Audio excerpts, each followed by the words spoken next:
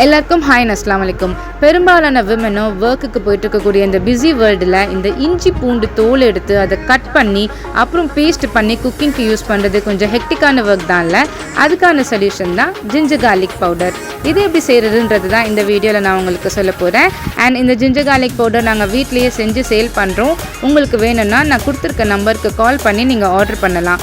பூண்டு பவுடருக்கு ஃபஸ்ட்டு பூண்டு நல்லது கெட்டது பார்த்து அது 1-2 இந்த கிரைண்டரில் அரைச்சி எடுத்துக்கணும்.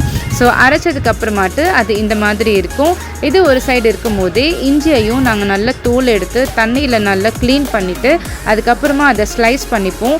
ஸ்லைஸ் பண்ணி இஞ்சியை ஒரு 2 to 3 days அட்லீஸ்ட் நல்லா காய வைக்கணும். காஞ்சதுக்கப்புறம் இந்த மாதிரி ஆகிடும். இந்த காஞ்ச இஞ்சியை நீங்கள் பவுட்ரு பண்ணாக்கா நமக்கு ஜிஞ்சர் பவுடர் ரெடி ஆகிடும். இதே மாதிரியே நம்ம 1-2 அரைச்சி வச்சுருந்த பூண்டையும் ஒரு பெரிய ட்ரேயில் போட்டு ஒரு 4 to 5 days அட்லீஸ்ட் இது நல்லா காயணும். அண்ட் ஃபர்ஸ்ட் டே காஞ்சதுக்கப்புறமாட்டு இந்த அளவுக்கு இருக்கும். 4-5 நாள் நல்லா காஞ்சதுக்கப்புறமா அது நல்லா ட்ரையாக நமக்கு கிடச்சிடும். இந்த அளவுக்கு இருக்கிறத நம்ம பவுட்ரு பண்ணால் கார்லிக் பவுடர் நமக்கு ரெடி ஆகிடும்.